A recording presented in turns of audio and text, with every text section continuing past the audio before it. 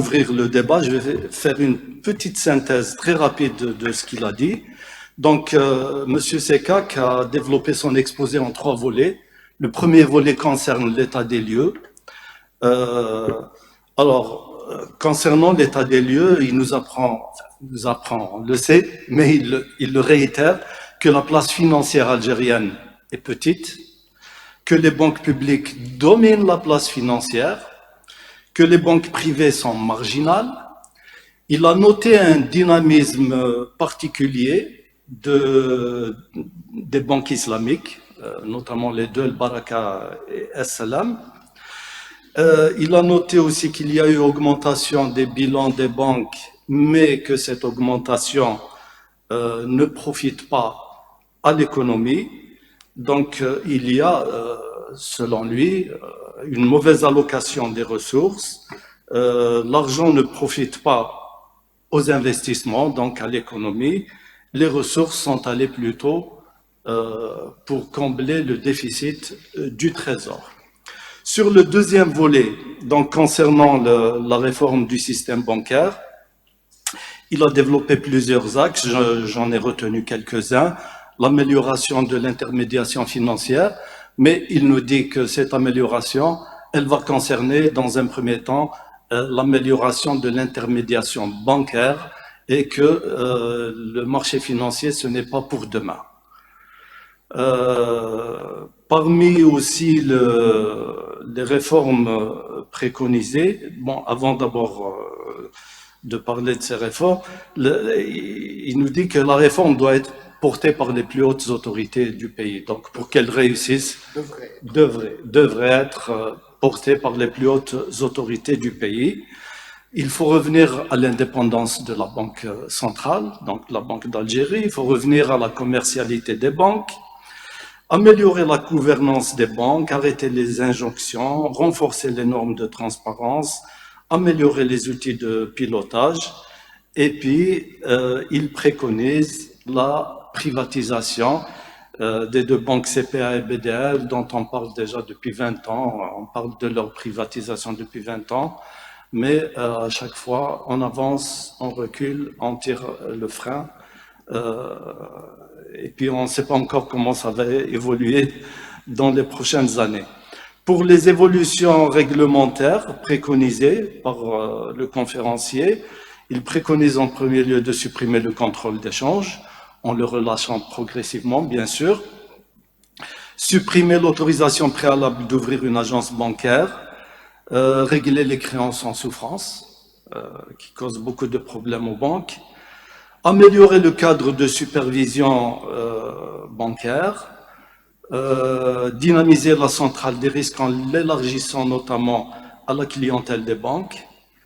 Enfin, il préconise que la commission bancaire doit être indépendante de la Banque d'Algérie, entre autres. Et bien sûr, il faut innover, il faut développer les fintechs, encourager la création de fonds d'investissement. Et pour mener toutes ces réformes, il faut que les autorités elles-mêmes soient crédibles, il faut une bonne communication et il faut que le cadre macroéconomique évolue. Donc, sans plus tarder, je vais donner la parole à l'honorable assistance pour poser des questions, faire des commentaires, apporter des compléments. Vous êtes libre de dire ce que vous voulez. Il y a un micro ici qui est ici, donc il faut juste l'ouvrir.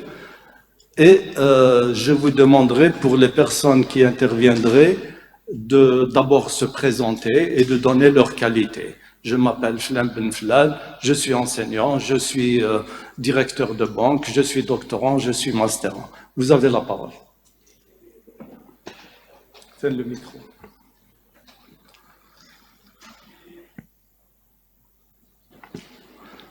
Madame Boukhzar, vous voulez ouvrir le bal de questions? تفضلي.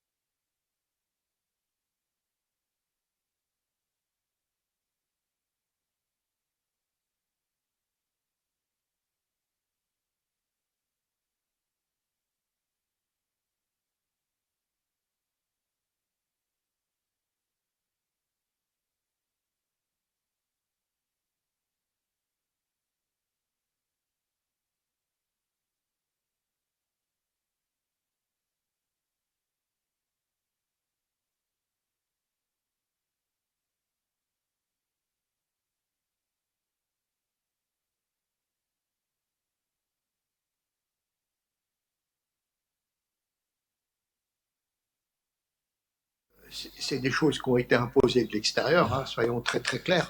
Bon, c'est pas 5 francs 6 sous, hein, c'est pas 5 francs 6 sous.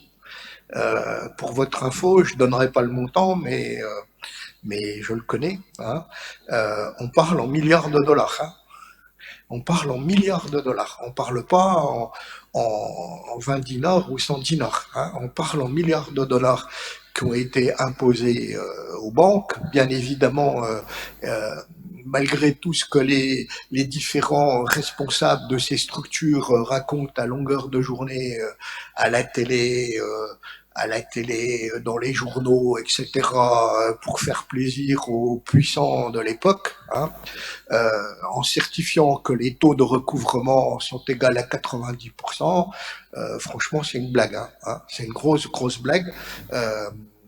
C'est une blague, c'est totalement provisionné par les banques, hein, quasiment provisionnable par les banques, avec après, derrière, pas tout à fait une fluidité pour la prise en charge par le Trésor de ces soucis-là au niveau des banques. Hein.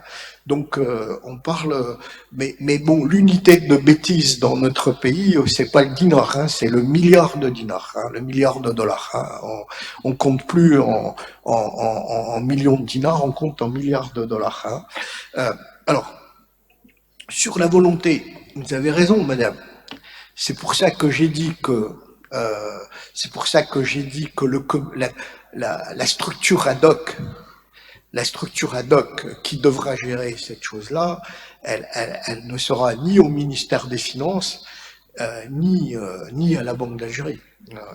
Le véritable signal et la véritable expression d'une volonté politique de faire évoluer les choses, elle viendra soit d'une structure ad hoc au niveau de la présidence de la République, soit d'une structure ad hoc au niveau du chef de gouvernement. Voilà, c'est tout, parce que les tiraillements entre le ministère des Finances et les tiraillements qu'on a pu observer dans le passé entre le ministère des Finances et la Banque d'Algérie, hein, j'ai vécu ça depuis 1990, hein, mais alors je reviendrai sur les tiraillements, mais rappelez-vous d'une chose. La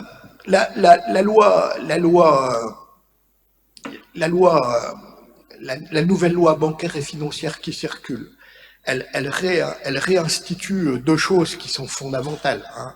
Elle réinstitue deux choses qui sont fondamentales dans le projet. Hein. Le projet, je ne sais pas ce qui va sortir de l'Assemblée, hein, mais bon, dans le projet, qu'est-ce qu'il y a? Il y a la réintroduction du mandat de 4 années pour le gouverneur et les 2 vice-gouverneurs, hein, puisqu'on supprime un poste de troisième vice-gouverneur. Il y a maintenant plus qu'un gouverneur et 2 vice-gouverneurs, et ils sont nommés pour une période de 4 ans par le président de la République. Hein. Donc ça, c'est le premier élément qui veut vouloir dire que on veut rendre une certaine autonomie à la Banque d'Algérie. Hein. Bon, 90, c'était 6 ans. 5 ou 6, je ne sais plus, je ne me rappelle plus. J'ai oublié. J'étais le premier secrétaire général du CMC, mais je me rappelle plus. Il y a eu tellement d'ordonnances, de lois, on a du mal à s'y suivre.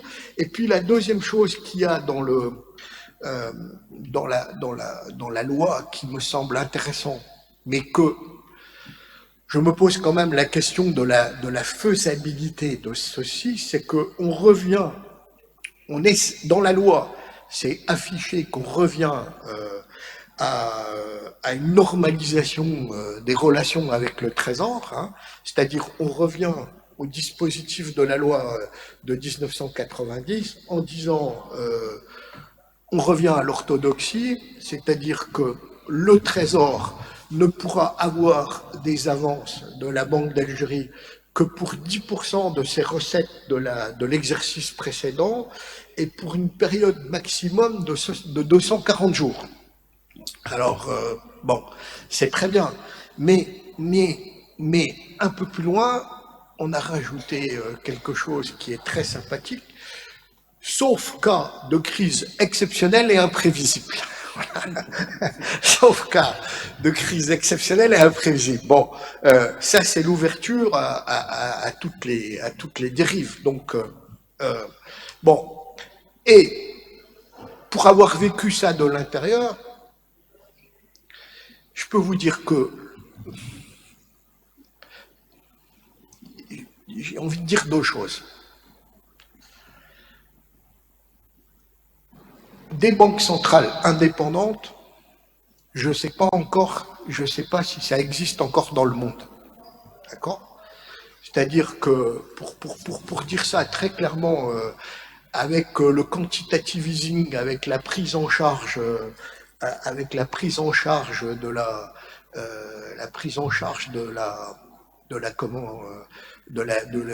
des problèmes liés au Covid. Hein, j'ai eu la chance de lire le cours d'économie, de macroéconomie financière de ma fille, qui est à Sciences Po. Je me suis tapé 600 pages pour essayer de lui expliquer ce que c'était, mais bon, franchement, elle en sait beaucoup plus que moi maintenant. Est-ce que ça existe encore des banques centrales indépendantes? Quand vous voyez que le quantitative easing, quand vous voyez que les banques centrales rachètent des obligations, quand vous voyez que les banques centrales rachètent des obligations d'entreprise, des obligations de banque, etc., hein, vous vous dites que très clairement, les banques centrales sont devenues partout dans le monde, même la BCE, même avec Mario Draghi, même la Fédérale Réserve, c'est devenu, j'allais dire, des démembrements des politiques budgétaires. Hein. Intuitivement, je me dis où est l'autonomie des banques centrales dans ce qui s'est passé dernièrement. Ça, c'est le premier constat. Et le deuxième constat, c'est que dans des pays comme les nôtres, vous les qualifierez comme vous voulez, hein, mais dans des pays comme le nôtre, le pouvoir politique ne supportera jamais une banque centrale autonome. Voilà. Hein. Parce que chez nous, dans des pays comme les nôtres, le pouvoir ne se partage pas. Voilà. Donc, bon, il faut la volonté politique. La volonté politique, elle viendra d'en haut ou elle ne viendra pas. Mais ce dont je suis certain, c'est que cette réforme, elle est incontournable. Elle est incontournable, elle devra être accompagnée de réformes structurelles qui seront, elles aussi, incontournables. D'accord? Tout simplement, pourquoi? Parce que des déficits budgétaires à 10 ou 15% du PIB, d'accord? Des taux d'inflation supérieurs à 10%, ça ne pourra pas continuer, d'accord? Parce que un baril à 80 $, ça ne durera pas, d'accord? Et moi, je veux bien qu'on se gargarise à longueur de journée de l'amélioration des équilibres macroéconomiques dans ce pays, c'est très bien. Mais posons-nous la question d'où ça vient. Hein? L'amélioration des équilibres macroéconomiques dans ce pays proviennent entièrement d'une variable exogène. D'accord? Donc, comme me disait mon papa, à qui je parlais, je discutais des opérations de dette, il me dit, ouais, mais tu sais, tu ne dois pas confondre la bonne gestion avec le mektob rabbi. Et c'est en fait la confusion que certains sont en train de faire. Voilà. Donc, cette réforme, elle viendra tôt ou tard, comme la réforme structurelle viendra tôt ou tard. Alors, quand je discutais de ça avec certains responsables, à la fin de la journée, et off the record, ils me disaient, Rachid, nécessité fera loi. Hein, nécessité fera loi, parce que nous avons un taux de croissance démographique qui est ce qu'il est. Hein. On a un taux de croissance démographique à 2,4 ou 2,5. Hein. Si on n'a pas une économie qui va au maximum, qui croît au minimum de ça, on a un appauvrissement massif de la population. D'accord? Bon, ça fait combien de temps qu'on ne les a pas fait? hein. Et mesurer l'appauvrissement, il n'y a pas besoin d'avoir fait le MIT ou la Harvard Business School pour savoir qu'il y a un appauvrissement massif. Voilà, et ça saute aux yeux. Donc, nécessité fera loi. Bon, bien sûr que c'est une décision politique, mais les conseillers qui sont autour des gens qui doivent prendre la décision politique courageuse, ces conseillers, bon, ils ont d'autres choses en tête. Hein. Ils ont d'autres choses en tête, et puis, bon, j'allais dire, quand on n'a plus rien à perdre, on n'a plus rien à perdre. Hein. Voilà, on peut se permettre de dire ce qu'on pense.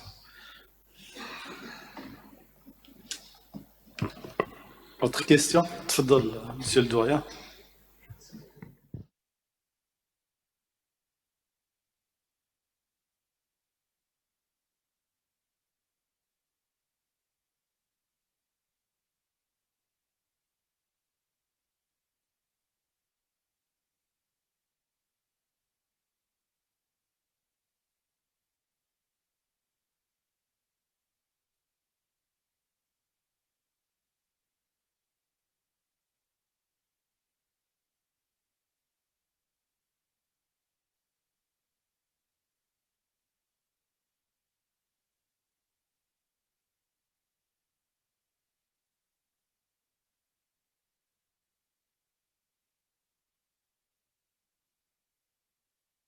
Partisan de l'indépendance de la Banque centrale.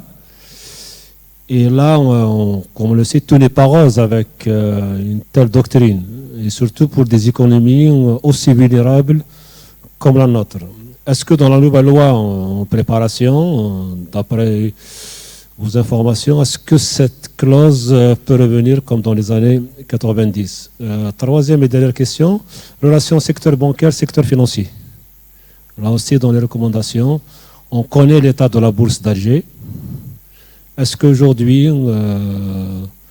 on peut prévoir un financement du secteur privé? Parce que là, les banques, comme vous l'avez bien dit, les banques publiques actuellement sont orientées vers le financement du déficit budgétaire. Est-ce que le secteur financier, on peut espérer qu'il reprenne un petit peu le financement de ce secteur? Et je vous en remercie. Alors, vous faites bien, il faut bien d'évoquer 2023. Bon. Il faut revenir à Economics 101. Hein. Il faut revenir aux bases de macroéconomie que nous ont enseigné Benissade ou Benachnou ou Tamar ou peu importe. Bon. Nous allons, alors je ne sais pas, parce que bon, très clairement, le déficit budgétaire,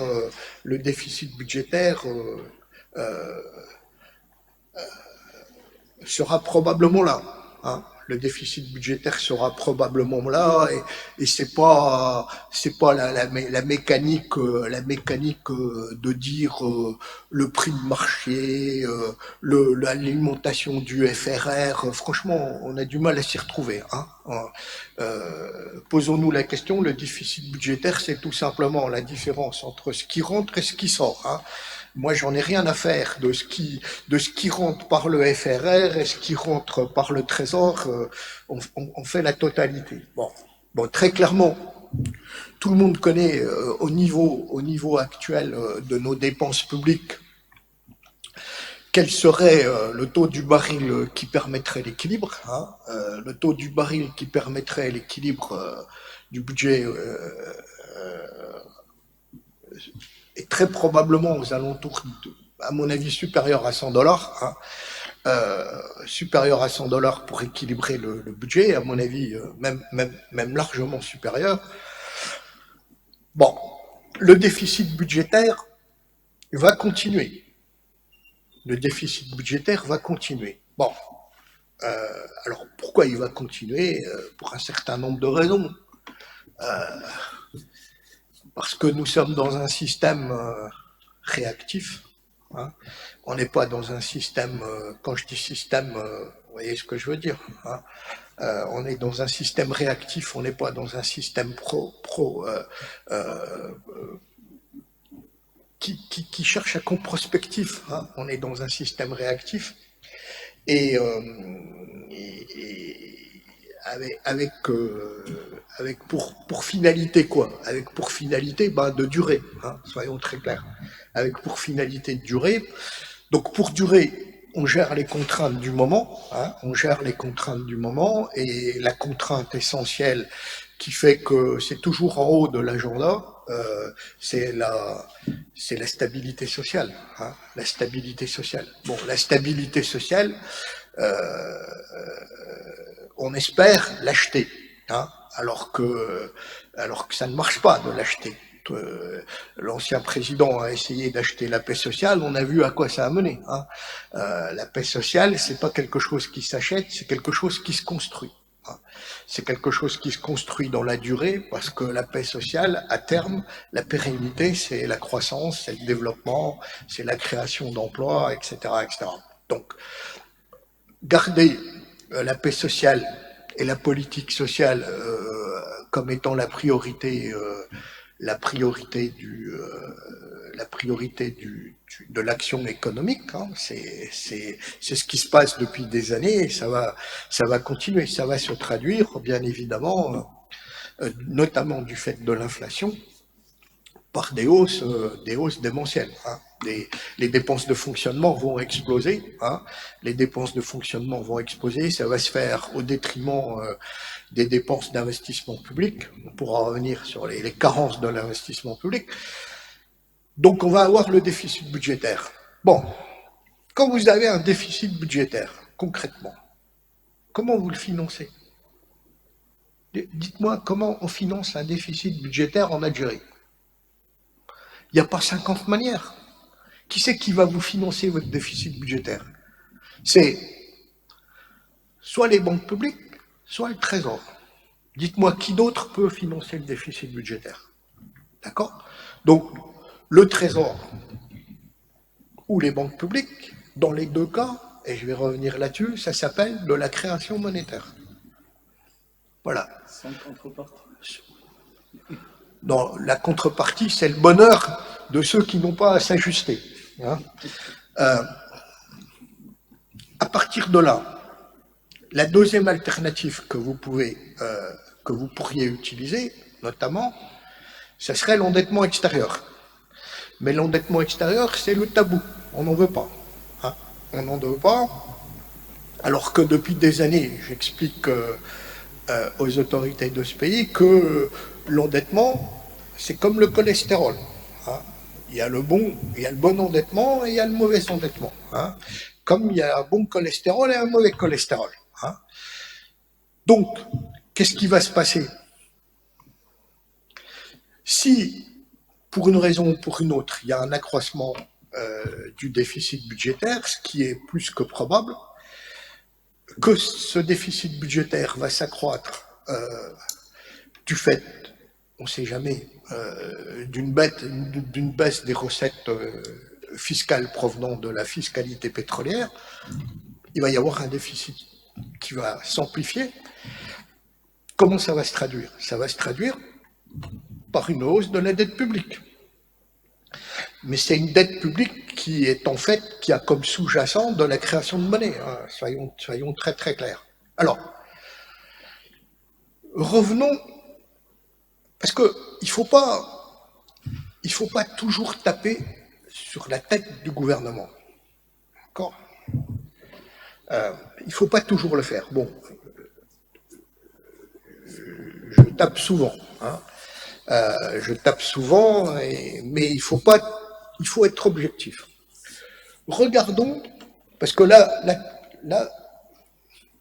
il y a beaucoup de nos compatriotes qui n'ont pas compris ce qui s'est passé l'année dernière. D'accord? Bon.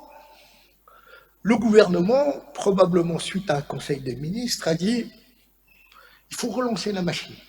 Il faut relancer la machine. Bon. C'est un bon constat. Il faut relancer la machine. Bon. Le le ministre des Finances de l'époque, ou je ne sais pas, a dû dire oui, mais pour relancer la machine, nos banques publiques, elles n'ont pas de ressources. Donc on peut pas relancer la machine. Ah, très bien. Bon, bah, il faut leur mettre à disposition de la liquidité.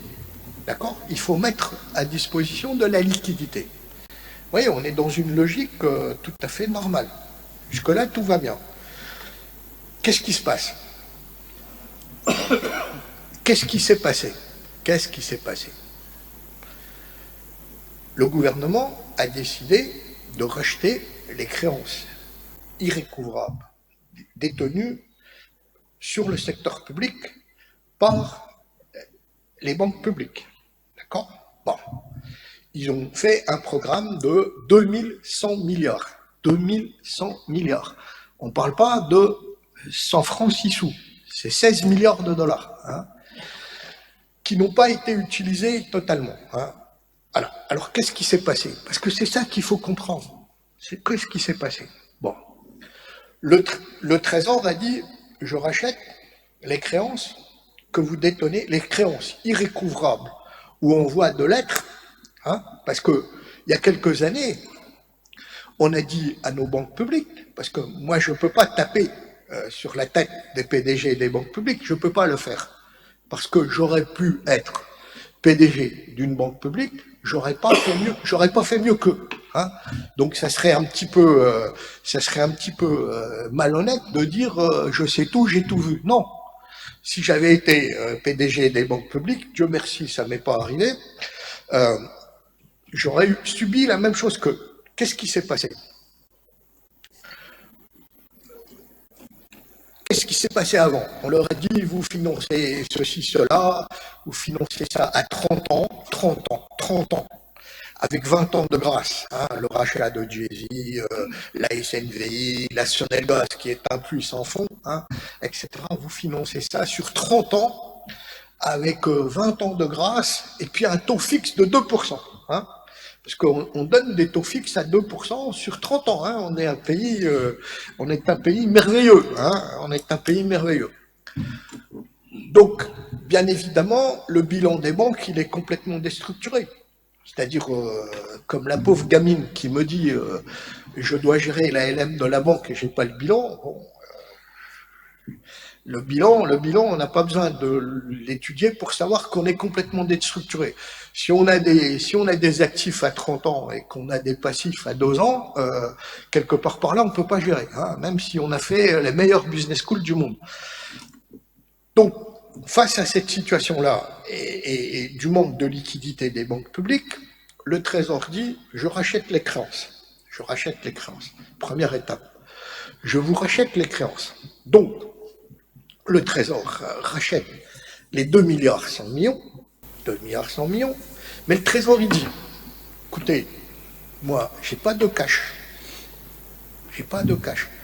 Donc, les rachats de créances, je vais vous les payer en bons du Trésor. D'accord. Ah, c'est normal. Donc, les banques publiques disent, OK, c'est mieux que rien. Ils prennent les 2 milliards 100 millions en bons du Trésor, à 10 ans, à 15 ans, avec des taux de 5% ou de 5,50, je ne sais pas, j'ai les chiffres, mais je ne les donnerai pas. Et donc, il prend les bons du Trésor. Bon, première étape. Deuxième étape, qu'est-ce qu'ils font avec les bons du Trésor, les banques? Elles vont voir la Banque centrale. Elles disent à la Banque centrale, monsieur le gouverneur, on vous donne des bons du Trésor en garantie, d'accord? Vous nous donnez du cash. Le gouverneur, il dit, oui, on vous donne du cash. On vous donne du cash pour 1 an, renouvelable une fois, et vous nous payez le taux directeur de 3%. On est d'accord? On donne les bons du Trésor en garantie à la Banque d'Algérie, et on récupère les 2100 milliards de liquidités destinés à relancer la machine économique. D'accord? Parce que le gouvernement, il veut relancer la machine économique. Il veut donner des fonds prêtables aux banques pour prêter aux entreprises. Il récupère les 2 milliards 100 millions. Qu'est-ce qu'ils ont fait avec les 2 milliards 100 millions? Tenez-vous bien, ils ont racheté des bons du Trésor. C'est aussi simple que ça. Ils ont racheté des bons du Trésor à 5,75. Donc, ils ont emprunté à 3% à la Banque d'Algérie, ils ont replacé les bons du Trésor à 5,75, ils ont fait 2,50 ou 2,75 de profit, ce qui représente 50 milliards de dinars, c'est-à-dire en gros un tiers des profits des banques publiques. Voilà ce qui s'est passé. Alors, moi je veux bien critiquer le gouvernement, mais enfin, quelque part par là, il y a quelque chose qui tourne pas rond. Hein. Parce que si faire de la banque, c'est ça, n'importe qui dans la salle peut être PDG de banque publique. Hein. C'est facile. Hein. C'est très facile. Mais voilà exactement ce qui s'est fait. Donc il faut expliquer ce qui se passe. Hein. Alors, quand je discute avec eux, oui, mais Rachid, on n'avait pas le temps, il fallait qu'on recycle l'argent. Attends, tu recycles pas l'argent dans des obligations à 10 ans et à 15 ans. Hein. Tu mets l'argent sur le marché monétaire, en reprise de liquidité. D'accord ? Tu n'achètes pas des bons du Trésor. Voilà. Donc là, vous avez l'explication de l'envolée dans les portefeuilles des banques, comment dire, de la part des obligations. Voilà. Alors, secteur bancaire, secteur financier. Moi, je vous ai donné mon avis. À 5 ans, rien ne va changer.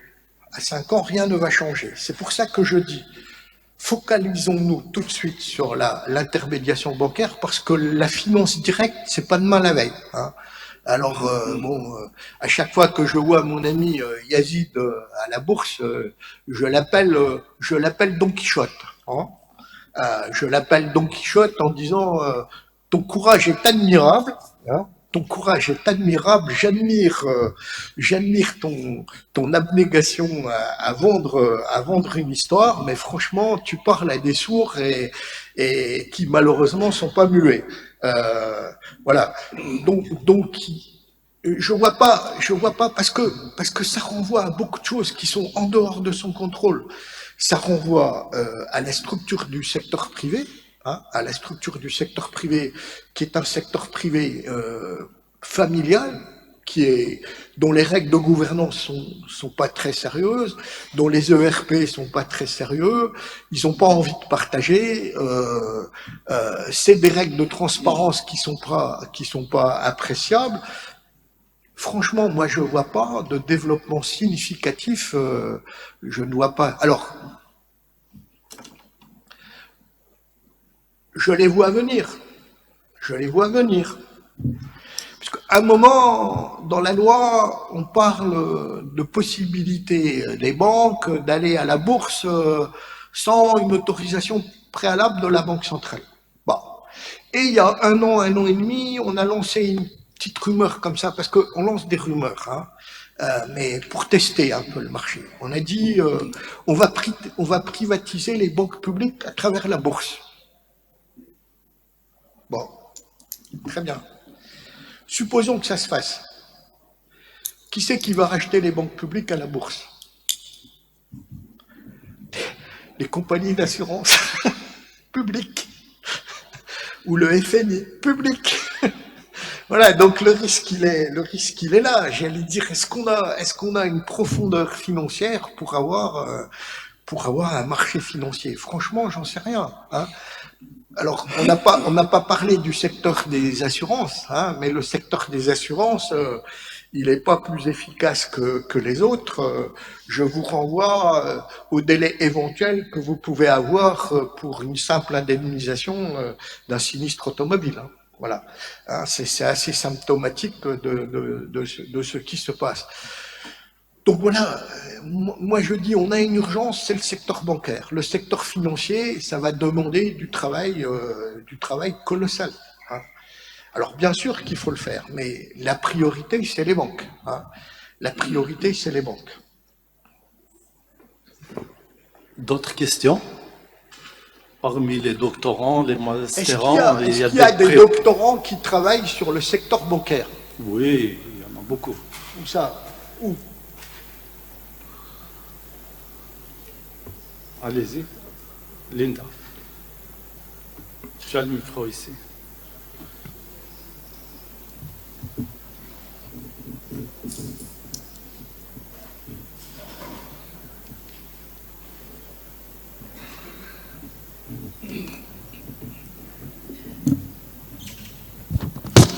Bonjour. Donc c'est Mizerla Walinda, enseignante à l'université, donc sciences économiques. J'ai travaillé ma thèse sur le ciblage d'inflation. Ciblage d'inflation. Désolée pour ma voix. Sur le ciblage d'inflation. Donc j'ai traité de près les questions institutionnelles concernant l'indépendance de la Banque centrale, la Banque d'Algérie, et tous les problèmes politiques qui sont derrière. Donc, quand vous parlez un peu de l'indépendance de la Banque d'Algérie, c'est un peu utopique. On ne se cache rien. Maintenant, quand vous me parlez, désolé, je vous remercie d'abord pour votre intervention. Hein. En parlant des réformes qui devraient venir d'une structure ad hoc de la présidence. Donc, s'il vous plaît, est-ce qu'on peut répondre clairement à la question qui est à la présidence? Voilà, parce que c'est comme si on se fatigue à poser des questions financières, à traiter des problèmes financiers qui ont des sous-bassements purement politiques. Voilà un peu, je vous ai dit, j'ai travaillé ma thèse sur le ciblage d'inflation, donc j'ai roulé ma bosse dedans. Voilà. Est-ce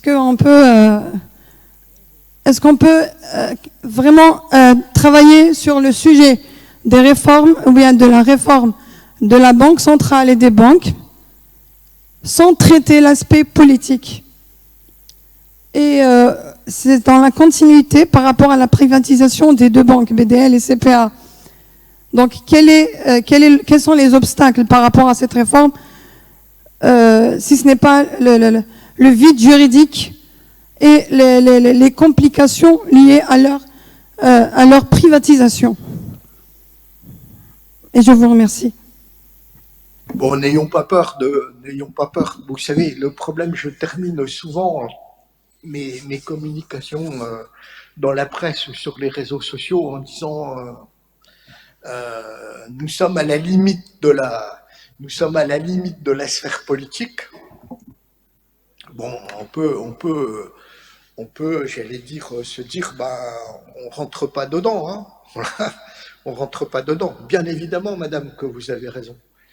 Bien évidemment que le sujet est un sujet politique. Hein. C'est pour ça que une manière polie et acceptable de poser la question, c'est de dire, en proposant une structure ad hoc au niveau de la présidence, je dis que, en fait, la responsabilité des réformes doit venir du pouvoir politique. D'accord ? Si le pouvoir politique ne veut pas de réforme, il n'y aura pas de réforme. C'est une manière polie de dire ça viendra de la présidence et du pouvoir politique ou ça ne viendra pas.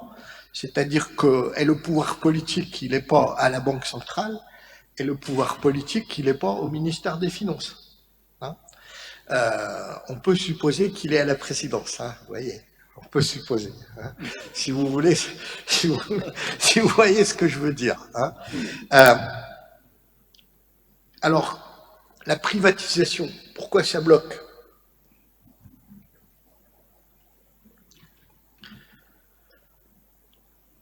Tout simplement parce que le pouvoir politique veut tout contrôler.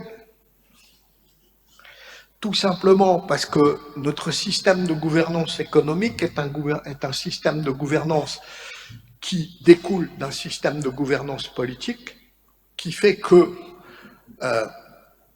on veut tout contrôler. On est dans un système de gouvernance économique qui, en fait, dépend totalement de la rente, du contrôle de la rente et du contrôle de la redistribution de la rente à travers la politique budgétaire. Donc, à partir de là, la privatisation, c'est quoi? C'est qu'on a l'impression qu'on va abandonner une partie du pouvoir de redistribution de la rente, et ça fait peur. Ça fait peur au pouvoir politique. Donc, tout le débat qu'on peut avoir dans une neutralité politique, hein, dans une neutralité politique, ce serait de dire on veut pas, sinon on va à la bagarre, hein, on veut pas remettre en cause on veut pas remettre en cause votre pouvoir, d'accord? On ne veut pas remettre en cause votre pouvoir, mais s'il vous plaît, exercez-le d'une manière qui soit moins coûteuse pour le pays. D'accord? Quand vous êtes dans la haute administration, ça a été la position d'un tas de mes collègues hauts fonctionnaires de tenir ce type de langage. Pourquoi? Parce que à partir du moment où vous rentrez en opposition frontale, la probabilité que vous fassiez avancer les choses, elle est faible. Hein? Est-ce que vous voyez ce que je veux dire? Mais bien évidemment que c'est une question politique. Hein? C'est pour ça que je vous dis, ça viendra de la présidence. Bon, alors qui est là-bas? Bon, je sais pas. Ou je fais semblant de ne pas le savoir. Hein? Mais s'il n'y a pas une injonction, s'il n'y a pas une forte, comment on peut appeler ça, une forte impulsion qui vient de la présidence, il n'y aura rien. Hein? Alors, j'ai vu des petites choses dans le secteur bancaire. Des petites choses. Vous savez, vous n'avez pas connu ça.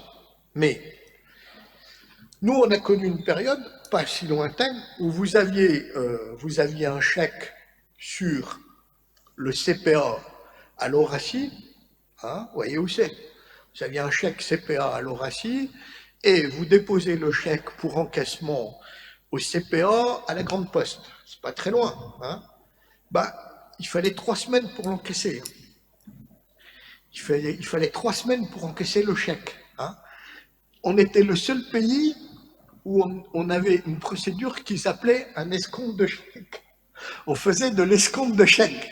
Ça existait dans ce pays. Il n'y a pas très longtemps. Bon.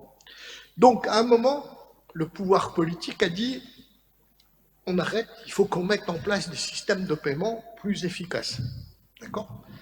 À partir du moment, c'est un cas pratique, je dis pas que ça va marcher à tous les coups, à partir du moment où le sujet a été suivi en direct par le Premier ministre de l'époque, hein, le système des paiements a évolué en 2 ans. 1 an, 2 ans, c'était en place. Il y a eu le RTGS, et que tout ça a été mis en place. Donc, vous avez raison, s'il n'y a pas l'impulsion politique, il n'y aura rien. C'est pour ça que je dis, le signal, c'est que mettons en place une structure ad hoc qui s'occupera de ça, de la même manière que pour la mise en place de réformes. Regardez, qu'est-ce qui se passe chez nous maintenant? Chez nous, il n'y a plus aucune vision prospective. Il n'y a plus aucune vision prospective. On a supprimé le plan, on l'a remplacé par rien du tout. Hein. Il n'y a plus de vision prospective. Ce que je dis, c'est que même si vous voulez mettre en place des réformes structurelles, il faudra d'abord qu'il y ait une vision prospective. Hein. La vision prospective, on l'a eu, vous savez, à l'époque, le président Boudiaf a créé une commission spéciale qui s'appelait, vous êtes jeune pour ne pas forcément connaître ceci, Mais le président Boudiaf à l'époque nous avait demandé, hein, un certain nombre de personnes. On a créé la commission Algérie 2005 et on a mené un exercice prospectif dans tous les domaines. Hein, la santé, l'éducation, la finance, les banques, l'agriculture, l'industrie, etc. Bon. Depuis cet effort prospectif qui a été souhaité par le président Boudiaf, hein, on a sorti le rapport, Boudiaf n'était plus là, hein, je vous renvoie, si vous pouvez avoir une copie de ce rapport, il est probablement disponible au niveau peut-être de l'INESC, je ne sais pas, hein, je ne sais pas. Il n'y a plus rien en termes de prospective, il n'y a plus rien. Donc on est dans le... Donc ça veut dire quoi? Ça veut dire que demain, si on veut mettre en place des réformes, il faudra qu'il y ait une structure qui est chargée de coordonner. Hein. Alors les gens de Nabni qui ont fait un excellent travail, avaient proposé de mettre en place un delivery unit, hein, c'est-à-dire une structure d'accompagnement au plus haut niveau. Mais encore une fois, alors... Ça veut dire quoi? On revient à ce qu'on disait tout à l'heure. On est dans un système qui est réactif et pas prospectif. Vous êtes d'accord avec ça? Donc, la réaction, elle viendra d'où, à votre avis? Alors, j'ai tenu ce type de langage avec un copain à moi sur une radio web il n'y a pas longtemps. Bon, il est au chaud. Il est au chaud.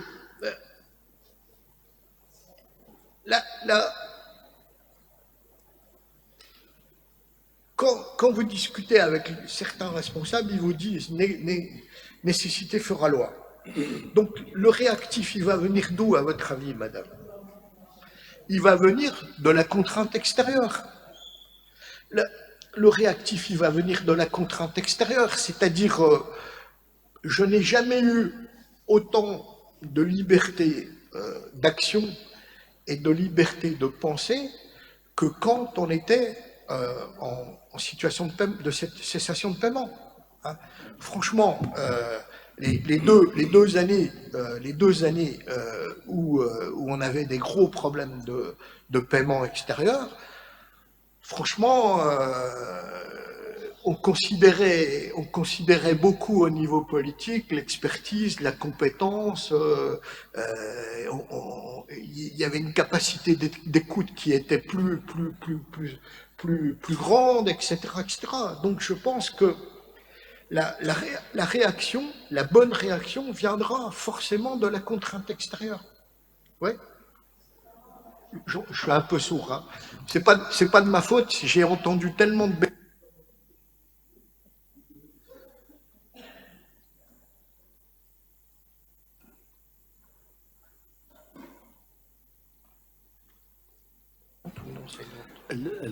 Elle a soutenu son doctorat, elle est enseignante maintenant, sur le ciblage de l'inflation. Je voulais dire que la contrainte extérieure n'est pas permanente. Elle vient et elle repart. Et c'est ça le problème. La contrainte extérieure, c'est une bonne chose. C'est une bonne thérapie. Mais elle s'enlève avec le temps. Dès qu'il y a la remontée des prix des hydrocarbures, donc il y a beaucoup de gains, il y a beaucoup de parts à manger, donc il lâche pas le morceau. C'est dans ce sens. Et quand je parlais des instances à la présidence, je voulais dire quelque part à quel degré peuvent-ils, donc en parlant de la présidence, hein, quel est leur degré de maîtrise des questions financières et des conséquences de leur comportement, des comportements irrationnels quant à la mise en place de la planche à billets, etc. Je pense que la maîtrise, elle est très très faible. Donc la méconnaissance des conséquences de cette planche à billets et des autres comportements au niveau des banques et de la Banque centrale, le manque de transparence, le manque de traçabilité, etc., tout ce que cela engendre, il n'est pas bien mis en valeur par les instances qui devraient être concernées. Et je vous remercie. Merci. Madame, la contrainte extérieure chez nous, vous pensez qu'elle est conjoncturelle? Madame, on a perdu 50%, je dis bien, on a perdu 50% de la valeur ajoutée du secteur des hydrocarbures sur 10 ans. D'accord? Madame, on exportait entre 85 et 90 milliards de mètres cubes de gaz il y a 10 ans. Au jour d'aujourd'hui, en bricolant, en évitant un taux de réinjection, au maximum, on fait 50 milliards. Elle est structurelle, la contrainte extérieure. Elle est structurelle. Pourquoi? Parce que la contrainte extérieure, notre niveau de recettes extérieures, on oublie souvent, c'est des quantités qui multiplient des prix. Et nous, on se focalise sur les prix. On ne se focalise pas sur les quantités. Et les quantités, elles sont en chute libre. Et c'est pas parce que M. Macron vient pleurer à Alger, d'accord? Mais M. Macron, il représente rien du tout. M. Macron, il fait 1,5 milliard mètres cubes. Même si vous lui rajoutez 50%, 50% de 1,5 milliard, ça fait quoi? Ça fait moins d'1 milliard de mètres cubes. Donc on fait tout un tintamarre pour 1 milliard de mètres cubes, alors qu'on est passé de 90 à 50. D'accord? Donc ne soyons pas intoxiqués par la communication politique des uns et des autres. La contrainte extérieure, chez nous, elle est structurelle. Elle est structurelle. D'accord? Et un jour ou l'autre, elle va revenir. Pourquoi? Parce que tout à l'heure, on a parlé d'un baril à 100 ou 120 dollars pour l'équilibre du budget. Mais le même benchmark, il est disponible pour l'équilibre de la balance des paiements. Donc, dans un contexte où par ailleurs, vous avez les quantités qui baissent. Alors, posons-nous les questions de ce qui va se passer. Parce qu'on n'a malheureusement pas de vision prospective dans ce pays. Qu'est-ce qui va se passer? On a les quantités de gaz qui se cassent la gueule. D'accord? Tout le monde sait que le gaz conventionnel, c'est terminé, dans une échéance plus ou moins longue. Donc, qu'est-ce qu'on espère faire? On espère le remplacer par le gaz de schiste. Au mieux, le gaz de schiste va remplacer le gaz conventionnel dans un horizon de 5 ou 10 ans. Est-ce qu'on a pris la décision politique ou pas d'y aller? Je pose la question. Hein? En tout cas, elle n'est pas discutée publiquement. Hein? Donc la contrainte extérieure, elle est pas conjoncturelle. Alors, bien évidemment, elle est conjoncturelle, madame, dans leur tête. Mais nous, on est des économistes. Nous, on connaît les tendances. Nous, on sait qu'est-ce qui se passe.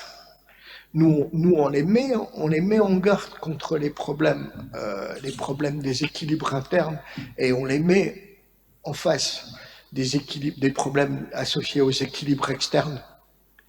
Mais on leur dit depuis des années, le niveau des réserves de change, les réserves de change ne seront pas là de manière éternelle. D'accord? On a eu des réserves de change jusqu'à 200 milliards de dollars. On est descendu à 40. Donc c'est pas parce que on a gagné 5 milliards ou 10 milliards l'année dernière qu'on a réglé les problèmes. On était à 200.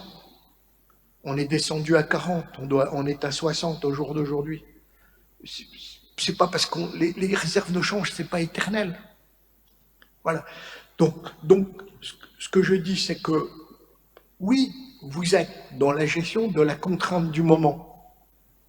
Vous êtes dans la gestion de la contrainte du moment. C'est la nature de la gouvernance économique chez nous. Elle réagit. Elle réagit en gérant les contraintes du moment. Mais c'est du bricolage. C'est du bricolage, parce que la contrainte extérieure, elle va revenir. Elle va revenir plus vite qu'on ne le pense. D'autant plus que par ailleurs, on a une croissance démographique qui est absolument démentielle. Hein, et la demande sociale qui va avec, hein, l'éducation, la santé, le logement, blablabla, bla, bla, bla, on continue. Donc, oui, voilà. Alors, est-ce qu'il maîtrise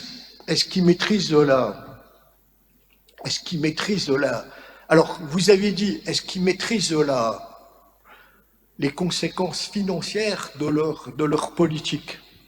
D'accord? Mais n'oublions pas une chose, madame, c'est qu'il y a deux catégories d'économistes. Hein. Il y a les économistes qui disent la vérité et il y a les économistes qui gèrent leur carrière. Hein? Alors, je vous renvoie à un livre qui est paru en France qui s'appelle Les imposteurs. Hein. Vous l'avez lu. Hein. Ben, vous devriez le lire. Hein. C'est que vous avez des économistes qui gèrent leur carrière. Hein. Et je peux vous dire qu'il y en a beaucoup. Hein. Il y en a beaucoup parce que le financement non conventionnel, hein, vous pensez il n'y a pas des économistes qui l'auront susurré à l'oreille qu'il fallait y aller et que c'était sans risque. Hein, hein, alors ces économistes, eux et moi, on ne se parle plus. Pourquoi? Parce que je leur ai dit, vous leur avez ouvert la voie de la cocaïne, hein, et ils sont devenus dépendants de la cocaïne, et on a beaucoup de difficultés à les emmener en cure de désintoxication. Hein, mais ils sont en plein dedans. Voilà. Donc on est sur la même longueur d'onde. Hein. Voilà, avec un peu plus de recul, mais on est sur la même longueur d'onde. Ne vous inquiétez pas. Alors, est-ce qu'il y a des doctorants? Oui, on aimerait prendre encore d'autres questions, notamment de la part de doctorants, même de masterants. Il y a beaucoup d'étudiants de master aussi, ici. Oui, tfadli.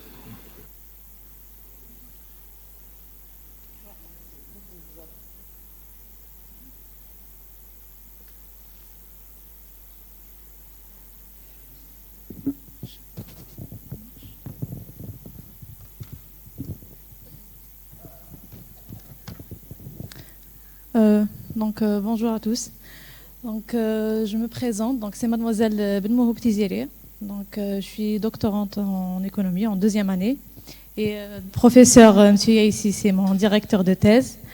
Et petite parenthèse, je suis la nièce de Don Quichotte, de tout à l'heure. Ok. Sinon, j'ai 2 questions à vous poser. La première... est-ce que vous pensez que la mise en place des réformes visant à améliorer le secteur bancaire est la priorité ou le changement dont l'Algérie a besoin? C'est-à-dire, est-ce que c'est vraiment un problème pesant? Qu'en est-il de la mise en place de réformes ou de plans qui auront pour but la diversification de l'économie algérienne? Qu'en est-il de la mise en place de plans ou de réformes qui viseront à diversifier l'économie algérienne? Ça, c'est la première question. La deuxième question, tout à l'heure, vous avez parlé de provocation d'un choc culturel. Ce point-là, je ne l'ai pas réellement compris. Qu'est-ce que vous voulez dire par provocation d'un choc culturel? Pardon? Oui, je pense... oui, oui. C'est tout. Et merci. Alors, le choc culturel. Le choc culturel, d'abord, j'ai parlé de choc culturel au niveau de l'inspection générale de la Banque d'Algérie. Hein. Alors, pourquoi j'ai parlé de choc culturel? Parce que la manière dont la Banque centrale mène ses missions d'inspection sur place, hein, vous savez, il y a deux catégories de contrôle. Il y a le contrôle sur pièce et le contrôle sur place. Globalement, comment ça se passe? Il y a les banques envoient des données statistiques mensuellement ou trimestriellement, etc., à la Banque d'Algérie sur un certain nombre de sujets. Ça, c'est ce qu'on appelle le contrôle sur pièce. Bon, la Banque centrale vérifie la cohérence de ces données et généralement en fonction de données qui seraient incohérentes ou de bruit qu'ils auraient entendu sur tel ou tel sujet ou telle banque, ils envoient une mission sur place. C'est-à-dire ils envoient une mission d'auditeurs et d'inspecteurs pour inspecter la banque. Ça, c'est ce qu'on appelle l'inspection sur place. Bon, ce que je dis, c'est que quand les inspections sur place se déplacent dans les banques, leur préoccupation, c'est de vérifier que vous avez respecté la réglementation en vigueur. Ce que vous voyez. Ils vont vérifier le respect de la réglementation en vigueur. Alors que je dis, normalement, ils n'ont pas uniquement ce rôle-là. Normalement, ils ont un rôle d'appréciation des risques et un rôle d'appréciation des procédures en place. Si vous voulez, ça veut dire quoi? Ça veut dire qu'elles devraient normalement être capables de donner des conseils pour améliorer les choses. Vous voyez, c'est un petit peu comme le contrôle de gestion. Hein. C'est-à-dire, en gros, elles devraient être là non pas pour uniquement constater le non-respect de la réglementation en vigueur, mais aussi pour avoir un rôle dans l'amélioration des choses et dans la mise en place des mesures correctives. Ok, ça c'est un avis. Alors après, vous avez le choc culturel général. Hein, le choc culturel général, c'est que une vraie réforme bancaire, ça va être un choc hein, pour beaucoup de gens. Hein. Ça va être un choc pour beaucoup de gens, notamment à l'intérieur des banques publiques. Hein. Voilà. Vous allez dans une banque publique. Il n'y a aucune relation client.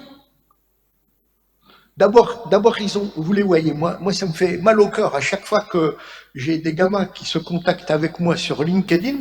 Hein, qu'est-ce que vous faites à la BNA? Qu'est-ce que vous faites au CPA? Qu'est-ce que vous faites à la BADR? Ah, je suis chargé d'études niveau 1, niveau 2, niveau 3. Mais de quelle étude vous parlez? Ah ben, voilà. Il n'y a même pas le poste de chargé de clientèle.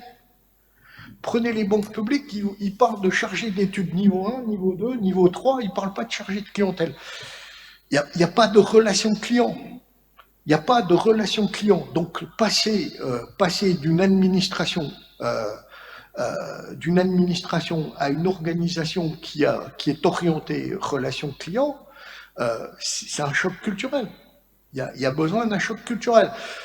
Ce que je dis, c'est que si vous voulez que les gens vous suivent, bon, vous avez dû faire dans votre vie des cours de leadership, hein, si vous voulez que les gens vous suivent, il faut induire un choc culturel, il faut que les gens soient convaincus de votre vision, soient convaincus de ce que vous voulez faire, soient convaincus, j'allais dire, de l'intérêt de ce que vous allez faire pour tout le monde, etc. C'est ça le choc culturel. Hein, qu'on sorte de cette léthargie qui est destructrice. Voilà. Alors la priorité. Alors, j'ai pas dit que c'était la priorité, d'accord? Mais alors, ce que j'ai dit, c'est qu'elle est incontournable. Et j'ai dit, mais de toutes les manières, elle ne suffira pas. Hein, c'est que j'ai dit qu'on ne peut pas faire une dichotomie entre l'économie financière et l'économie réelle.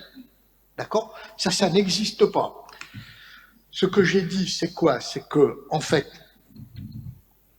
la réforme des banques et du secteur financier ne sera que une pièce dans un puzzle. Hein. Alors le puzzle, ça va être beaucoup de choses. Hein. Ça va être beaucoup de choses. Ça va être la privatisation le développement du secteur. Moi, j'ai une conviction, hein, c'est la mienne. Allez dire, je vais pas me faire que des copains. La croissance pérenne dans ce pays, elle viendra du secteur privé ou elle viendra pas. Voilà, ça c'est mon avis personnel. D'accord? Maintenant, on va me dire, ouais, mais toi, tu as fait tes études en Californie, etc., etc., tu es omnibulé par le secteur privé. Moi, je leur réponds, citez-moi un pays où il y a de la croissance pérenne qui est gérée par le secteur public. Donne-moi un. Même les Chinois, ils ont compris. Même les Russes, ils ont compris. La Corée du Nord commence à comprendre. Vous voyez ce que je veux dire? C'est-à-dire, t'es convaincu ou t'es pas convaincu? C'est-à-dire, en gros, la croissance, elle viendra du secteur privé ou elle viendra pas. Alors, ça veut pas dire que notre secteur privé, tout le monde est beau, tout le monde est gentil. Vous voyez ce que je veux dire, hein? Ils ont besoin d'éducation, eux aussi, hein? Ils ont besoin d'éducation et d'éducation financière, hein? Parce que, regardons un petit peu qu'est-ce qui se passe dans nos entreprises. Moi, vous savez, je fais des séminaires, beaucoup de séminaires sur la finance aux entreprises. Je suis abasourdi par le fait que vous avez moins de 10% des entreprises privées qui ont un ERP. Moins de 10%. C'est de la navigation à vue. C'est de la navigation à vue avec beaucoup de brouillard. Hein. Ils pilotent rien du tout. Hein. C'est géré comme une épicerie du coin. Hein. Et pourtant, il y en a qui représentent des dizaines de milliards de chiffre d'affaires, hein, des dizaines de milliards de dinars.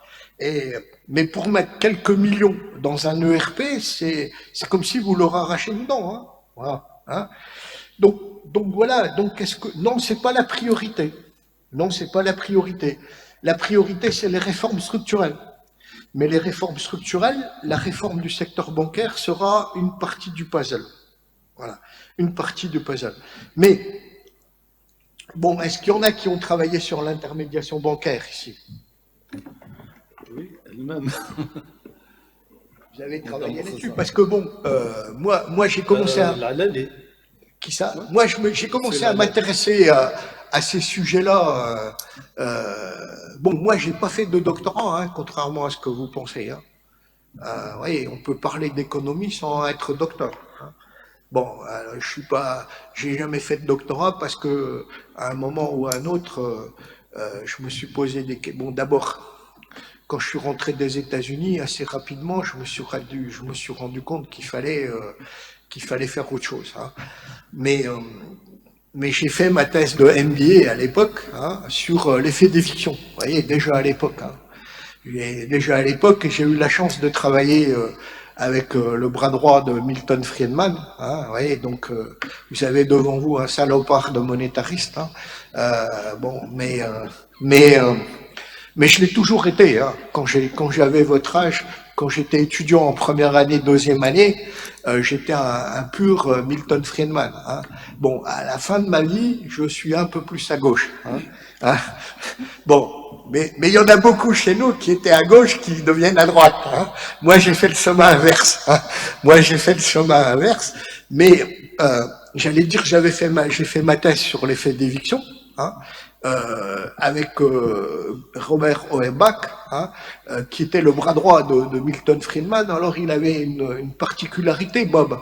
Bob est décédé il n'y a pas très longtemps. Vous savez, Bob était chauffeur de taxi à Chicago. Robert Auerbach. Hein. Il était chauffeur de taxi à Chicago et un jour il s'est arrêté devant l'université de Chicago avec le taxi, il a enlevé la casquette et il est monté dans les étages. Et il est rentré dans un bureau et il a dit « je veux faire de l'économie ». Je veux faire de l'économie. Et la personne à qui il a parlé, c'était Milton Friedman. Voilà. Donc, il a fait un bachelor, il a fait un master, il est devenu PhD, et bien évidemment, il n'était plus chauffeur de taxi, il est devenu économiste en chef de la Fédérale Réserve, hein, très critique, et après il est devenu économiste de la Maison des représentants, House of Representatives, hein, le Parlement, et moi je l'ai eu à la fin de sa vie comme professeur de gestion sur la théorie monétaire et les marchés financiers, voilà. Et j'ai collaboré parce que j'ai fait avec lui, vous voyez, il n'y a pas besoin d'être docteur pour publier des choses. Hein. J'ai publié avec lui le livre de l'instructeur qui accompagne le textbook, hein, qui est très connu chez Macmillan, en 1985, la version de 1985. C'est moi qui ai écrit le livre de l'instructeur, c'est-à-dire que le textbook est accompagné d'un livre de l'instructeur où on explique à l'instructeur comment enseigner le chapitre sur le modèle ASLM, sur le modèle de la balance des paiements, etc., etc. C'est pour ça que ma fille est venue me prendre la tête et j'avais beaucoup de mal à lui expliquer Marshall Lerner, ISLM et tout, parce que j'avais oublié, quoi. Et elle me dit, ouais, mais la position net extérieure d'un pays, c'est quoi?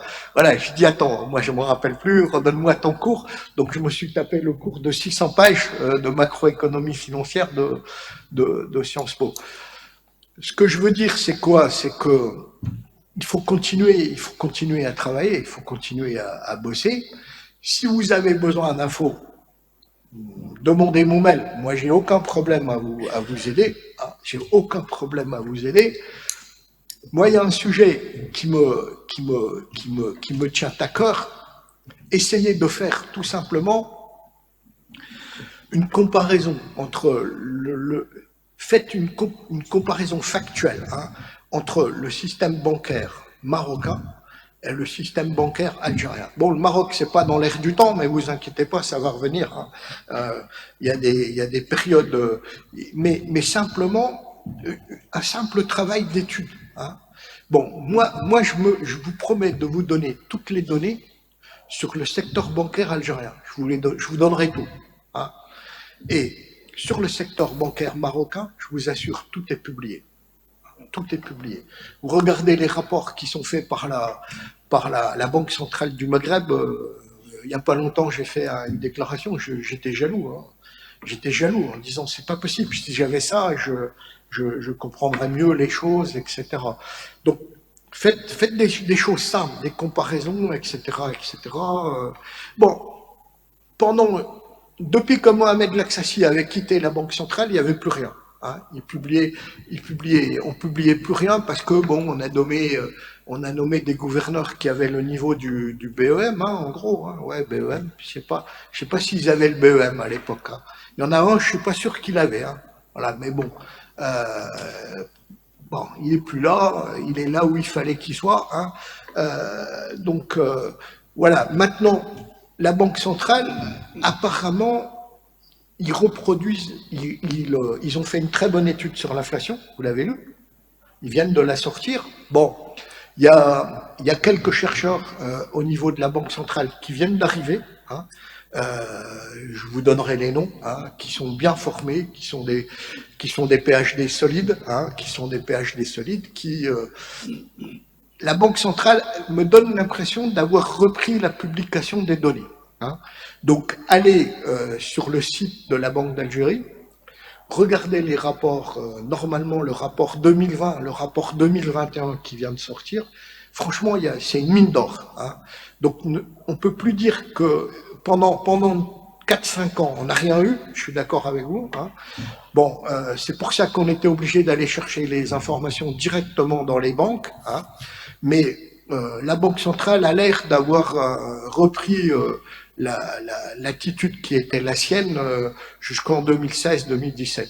Hein. Donc, allez voir les rapports, ils sont hyper intéressants. Il sera bientôt midi. Là, je vous propose de prendre encore des questions, tout ensemble, avant que vous répondriez globalement. Donc, Monsieur Lalali, est-ce qu'il y en a d'autres qui souhaiteraient intervenir juste après lui? Welcome. Descendez comme ça, vous êtes prêts, hein? Prêts à la bagarre.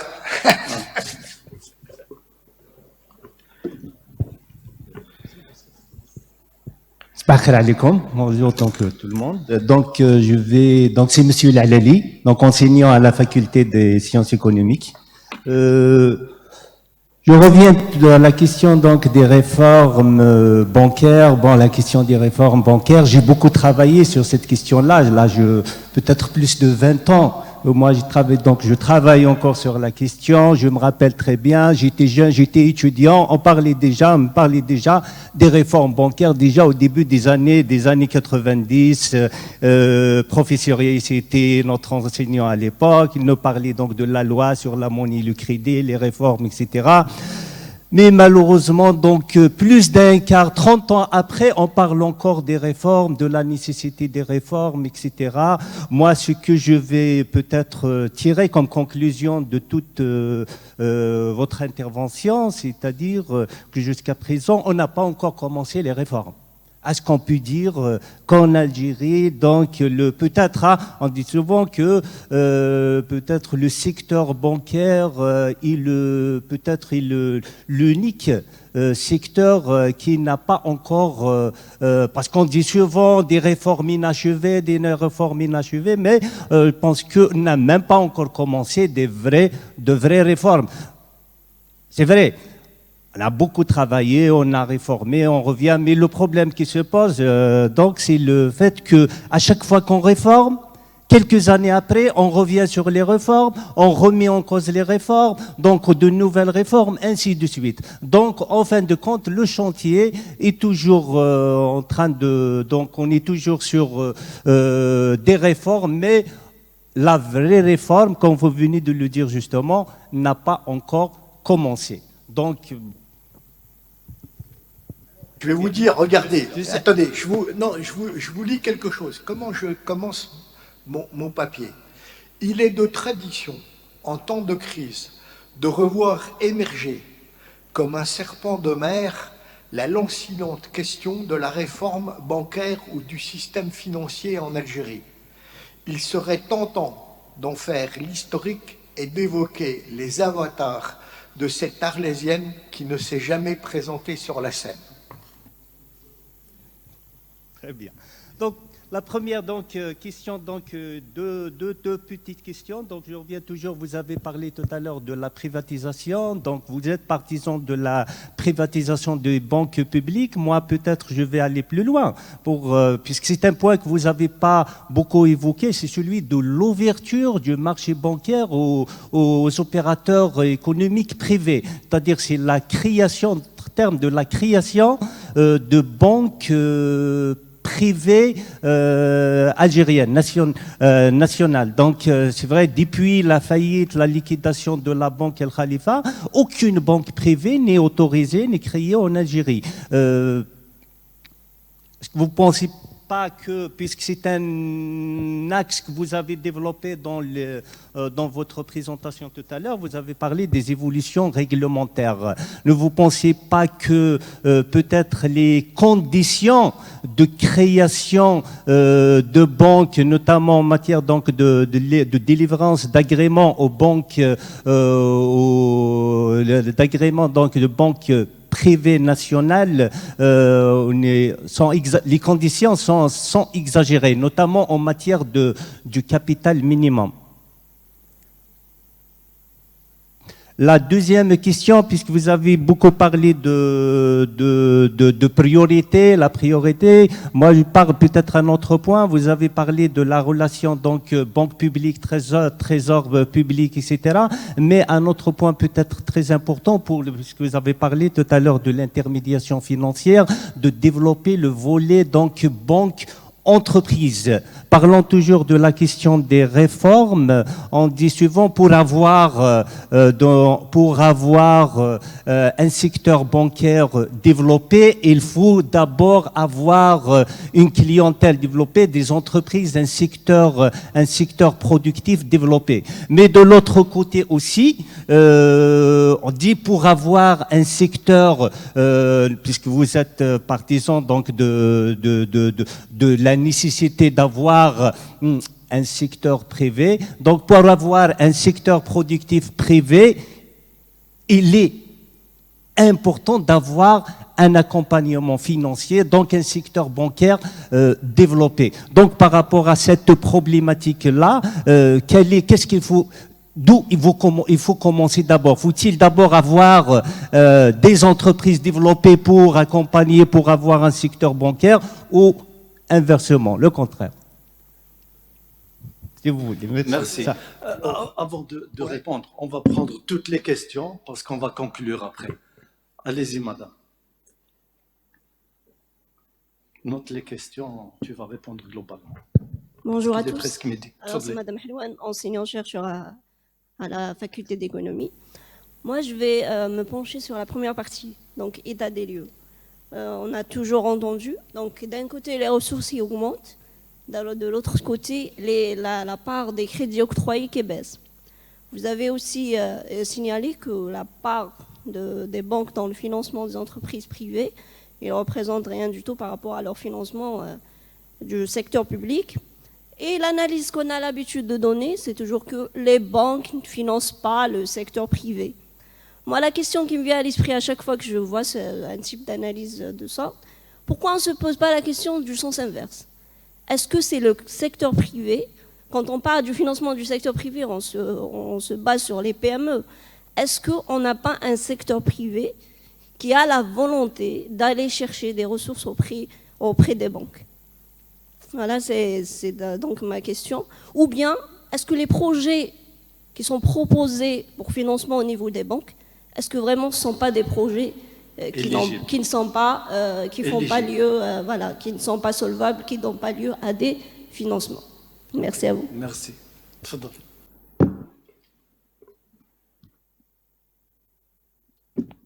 Bonjour à tous. Donc, Monsieur Bistouh, enseignant au département des sciences commerciales. Donc, je vous remercie pour votre présentation claire et riche en informations. Donc, je m'interroge sur les solutions pratiques pour une meilleure insertion, plutôt inclusion financière, concernant les deux volets. Donc, la collecte de l'épargne disponible hors circuit bancaire et deuxième volet, la distribution des crédits, entre autres pour les exclus du système, à savoir les micro et petites entreprises en Algérie. Je vous remercie. Les solutions pratiques et opérationnelles. Merci. Est-ce qu'il y a d'autres questions? S'il y a d'autres questions, je préfère que nous les ayons maintenant parce que nous allons conclure. Tfadli. Je dois chercher des données, hein, parce qu'il faut toujours parler des données. Alors, je vais vous donner des données. Oui, madame. Bon, alors, la question que vous posez, c'est une question traditionnelle.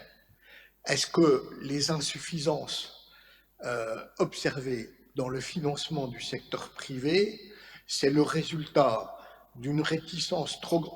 Ceci dit, l'accessi, le gouverneur m'avait envoyé un jour en me disant « écris-moi 2 pages là-dessus hein, », quand j'étais patron de HSBC. Il m'a dit « fais-moi 2 pages ». Moi, je lui ai fait 2 pages. La question que vous posez, c'est une question traditionnelle, c'est de dire est-ce que l'insuffisance de crédit au secteur privé est le résultat d'une trop grande réticence des banques ou de l'absence de projets bancables. En gros, c'est ça ce que vous dites. Hein. Simplement, je vais vous donner un ordre de grandeur. Le secteur privé, les crédits au secteur privé, d'accord? Encore une fois, j'ai pas la réponse à tout, mais j'ai les signaux qui me disent qu'il y a un problème. Les crédits au secteur privé en Algérie, c'est 25% du PIB, 25% du PIB. Les crédits au secteur privé au Maroc, c'est 67% du PIB. D'accord? Alors, je vais continuer. Les crédits aux ménages, d'accord, en Algérie, y inclut les crédits hypothécaires. Hein, y inclut les crédits hypothécaires. On va revenir sur les crédits hypothécaires. Les crédits aux ménages en Algérie, c'est 8% des crédits. 8% des crédits. Au Maroc, les crédits aux ménages, c'est 36% des crédits. Donc posons-nous des questions, d'accord? Je continue.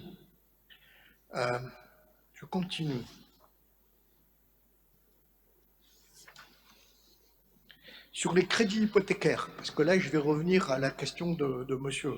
Sur les crédits hypothécaires, d'accord,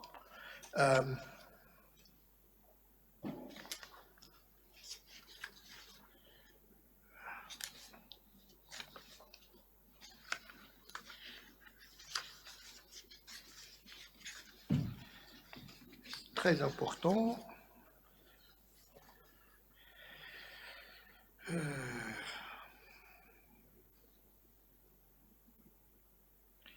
Les crédits hypothécaires chez nous, 3,5% du PIB. Au Maroc, les crédits hypothécaires, 19,5% du PIB. Voilà, d'accord?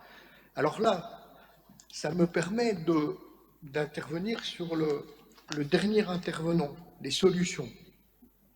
Alors, bon, ça tombe bien parce que je suis intervenu la semaine dernière sur ce sujet-là, sur le rôle potentiel des fintech sur l'inclusion financière. Hein. Pourquoi? Parce qu'on a commencé par ça tout à l'heure en disant c'est 7 000 milliards de dinars, tout le monde focalise là-dessus. Hein. C'est devenu, tout le monde veut capter les 7 000 milliards de circulation fiduciaire et chacun raconte son histoire et chacun a la solution au problème. Hein. C'est assez marrant. Bon, je dis, faisons attention. On assimile souvent ces 7 000 milliards à un problème d'inclusion financière. C'est faux. Je m'explique. Je vous ai donné les statistiques, vous avez 12 millions de comptes bancaires en Algérie, vous avez 24 millions de comptes à Algérie Post. C'est-à-dire, en gros, vous avez 36 millions de comptes bancaires. D'accord ?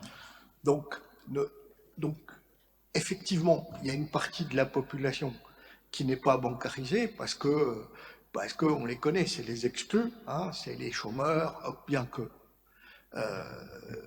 avec Algérie Post maintenant ils sont indirectement bancarisés à cause de l'allocation chômage. C'est les exclus du système, ceux qui n'intéressent ni les banques, ni la poste, ni personne. Hein. Généralement, c'est dans les zones rurales. C'est généralement des femmes, soyons très clairs, on connaît à peu près la population. Mais ces 7 000 milliards de dinars, c'est pas un problème d'inclusion financière, totalement. Je m'explique. Comme je vous le disais, il y a 36 millions de comptes bancaires, c'est pas rien. Hein. Il y a 36 millions de comptes bancaires, donc le premier souci que nous avons, c'est où? Vous me demandez d'être pratique. Je vais être très pratique. Qu'est-ce qu'on observe dans les banques? Qu'est-ce qu'on observe à Algérie Post? Hein? On observe quoi? On observe que les salaires sont virés le 24 du mois au matin et le 24 du mois l'après-midi, ils sont retirés en globalité. D'accord? Donc ça, c'est pas un problème d'inclusion financière. Parce que l'argent, il est déjà dans les banques. Donc, la question, c'est pas de se poser le problème de l'inclusion financière. La question, c'est, messieurs le ministre, ils étaient en face de moi. Hein. J'ai dit, messieurs le ministre, le problème, c'est pas un problème d'inclusion financière, c'est comment vous pouvez éviter la désinclusion financière. D'accord ? Parce que l'argent, il est dans les banques, il sort. Donc, c'est pas un problème d'inclusion financière, c'est comment éviter la désinclusion financière. Alors, ça renvoie à deux problématiques. La première problématique, ça renvoie à la généralisation des paiements électroniques. D'accord? Ça renvoie à la généralisation des paiements électroniques. Alors, ne nous dites pas qu'on peut rien faire, hein, parce que je peux vous dire que on a fait des choses. Hein, j'ai une amie à moi qui avait une fintech, une vraie fintech, hein, pas les fintech des nôtres. Hein, voilà, qui pompent les subventions. Hein. Nous, j'avais une copine qui avait une vraie fintech à Londres, qui avait le système de la place de Londres, et elle est rentrée en Algérie, et tous les deux, on s'amuse beaucoup. On a lancé un pilote, alors on a lancé un pilote dans les Aurès, hein. Alors pourquoi on l'a lancé dans les Aurès? C'est que la pauvre, elle a grandi en France, elle est devenue riche en Angleterre, et donc la seule langue qu'elle maîtrise en Algérie, c'est le chaoui. Donc elle a dit, je dois aller faire quelque chose dans un village, mon village, où les gens parlent la même langue que moi. D'accord? Donc elle a lancé une expérience à Ménéa, entre Batna et c'est passé sur ce qu'on a réalisé, c'est passé sur Canal Algérie, hein, parce que bon, une fois qu'on a fait le travail, après on leur a dit vous pouvez vous l'accaparer, hein, et passer à la télé. Nous ça nous intéresse pas. Voilà.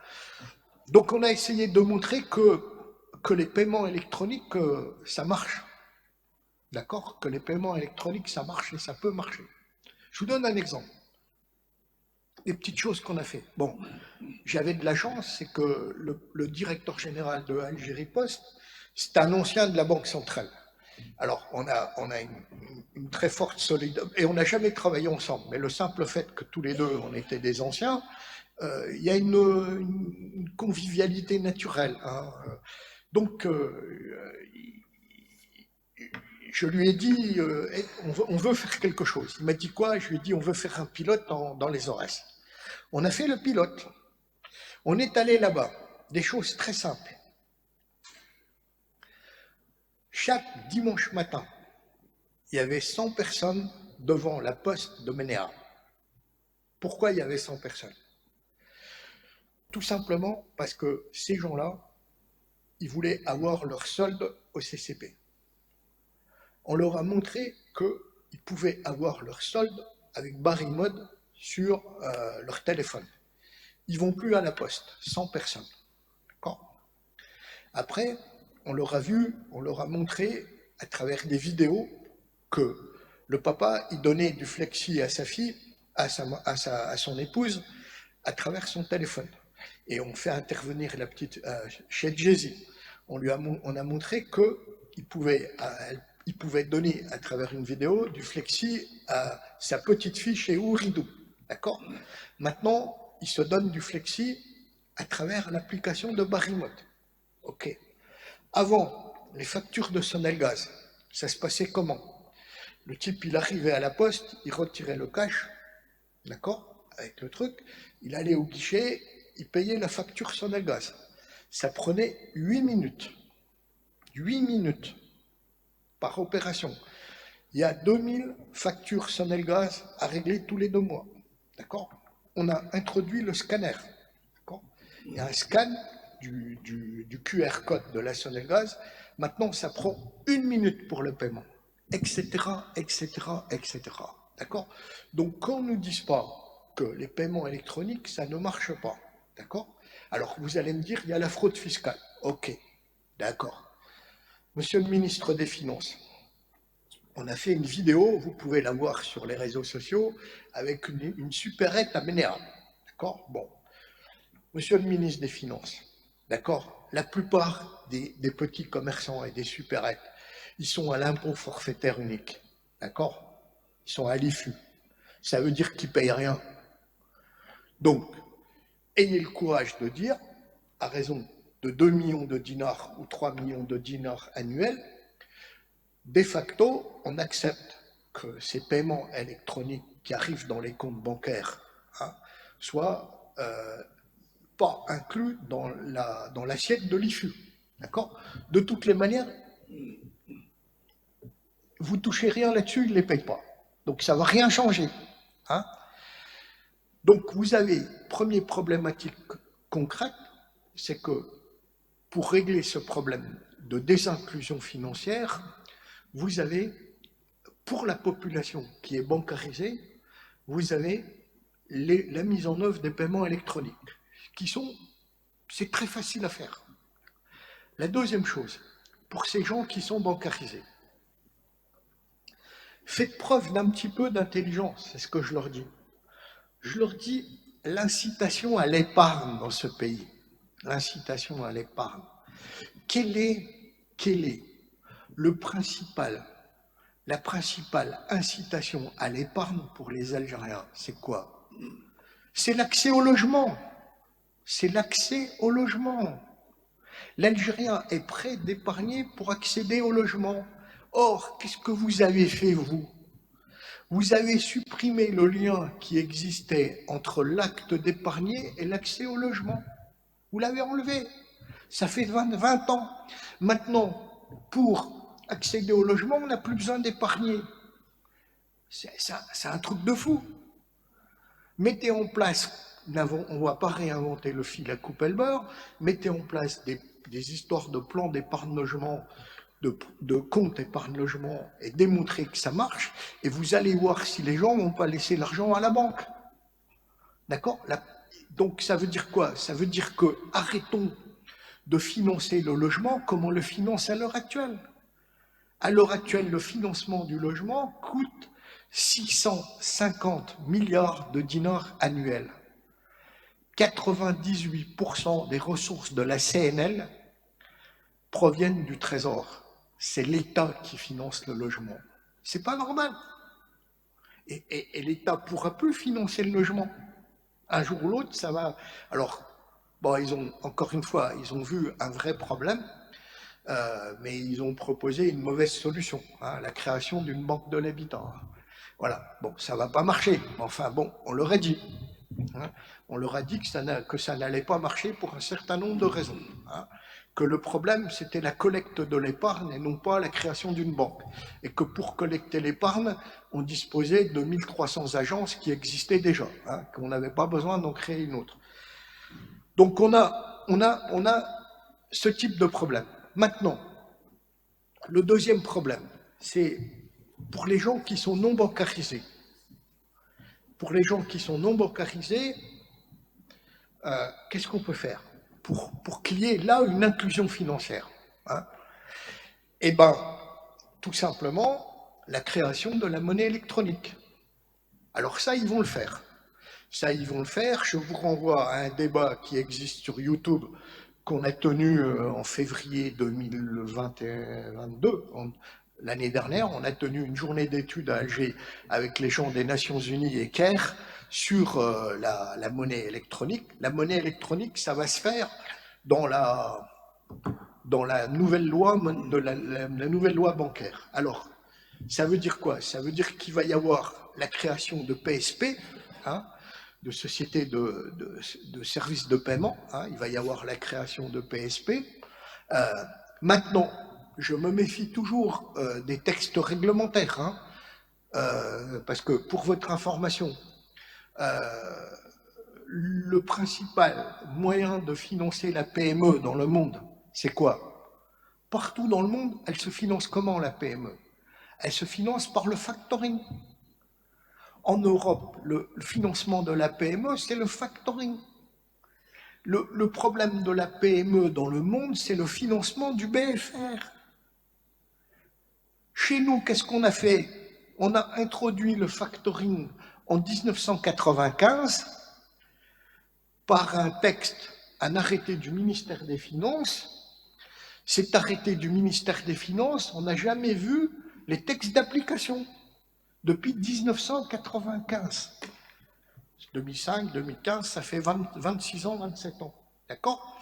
Et le résultat, c'est quoi? C'est que à ce jour, il y a une bagarre entre la Banque centrale qui a la capacité d'agréer les institutions financières non bancaires et qui doit agréer chacun des produits qui est mis sur le marché.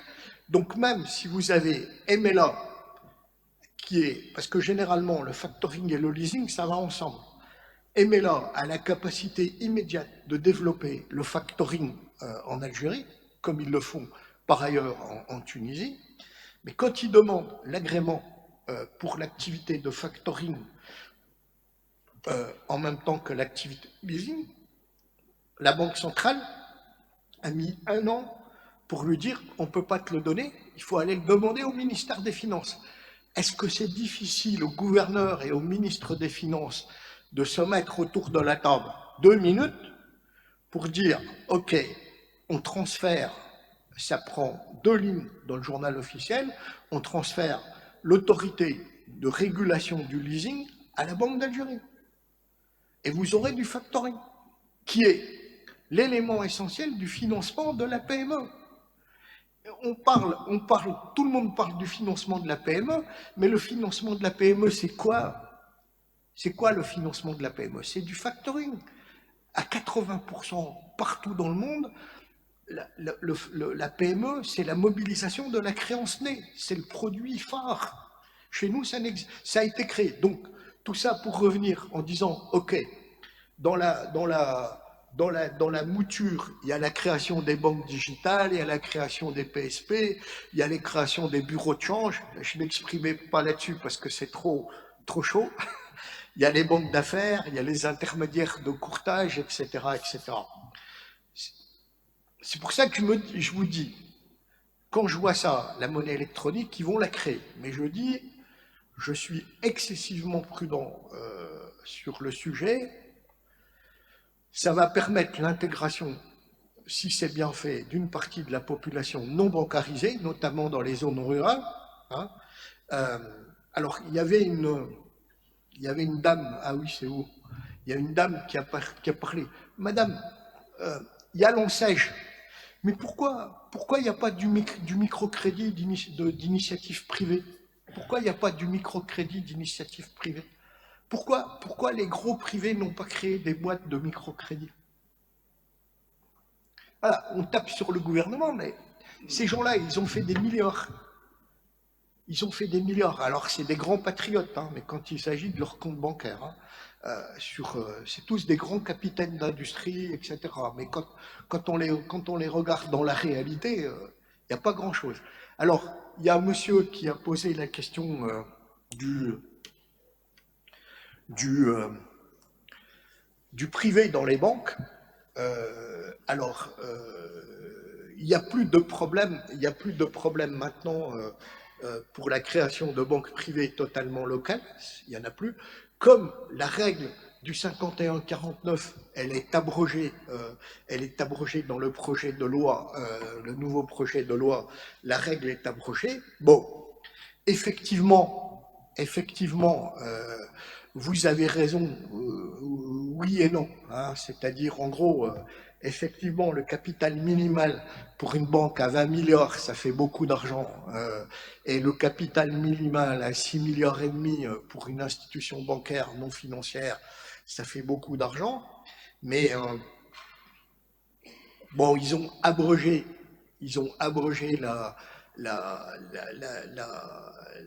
l'interdiction des prêts intragroupes, hein, c'est revenu autorisé dans la loi. Bon, faisons quand même attention moi je laisserai le capital minimal à 20 milliards et à 6,5 milliards pour ne pas fragiliser la place financière, hein, mais je serai excessivement flexible sur les prestataires de services de paiement, hein, sur les prestataires de services de paiement qui vont arriver avec la nouvelle loi. Je serai excessivement flexible, je n'aurai pas des demandes de capitalisation qui soient complètement démentielles, parce que de toutes les manières, il y aurait derrière le backup des dépôts dans les banques. Je serai totalement flexible sur les banques digitales, hein, et je serai totalement flexible sur les banques d'affaires. Voilà. Mais voilà, j'irai pas plus loin. Alors, bon, vous me parlez de la relation banque-entreprise. Bon, c'est un grand sujet. Hein. Il est développé dans le papier parce que, bon, on m'a donné 1 heure. Donc, le papier, il faisait une 30aine de pages. En gros, j'ai essayé de résumer une 50aine de pages, mais le problème des critiques des banques vis-à-vis des entreprises et la critique des entreprises vis-à-vis des banques, ils sont élaborés dans ce papier. Hein.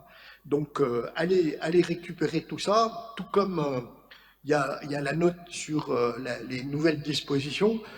Grosso modo, là, vous avez de la matière. Hein. Là, vous avez de la matière. Et encore une fois, si vous avez des problèmes, bah, vous connectez sur LinkedIn. Hein. Vous allez tous les jours bien rigoler, parce qu'on rigole bien. Hein.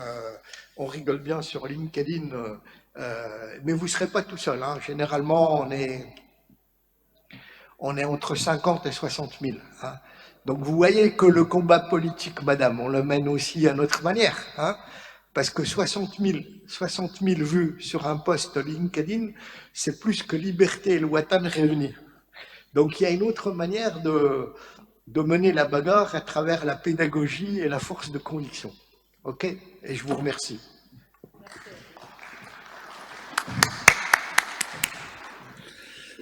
Donc, merci à notre cher conférencier, M. Sekak Rachid. Collègue de fac, hein, il ne veut pas le dire. Merci.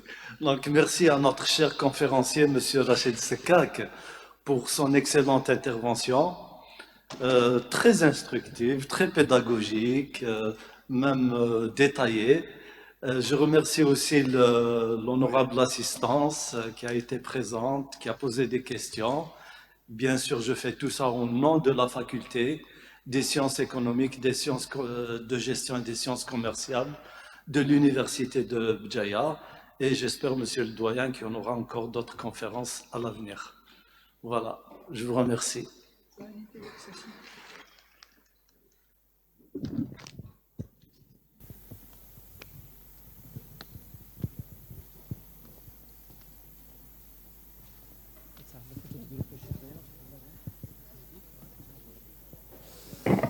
Donc, encore une fois, je réitère mes remerciements à notre cher conférencier Rachid Sekak pour sa brève conférence.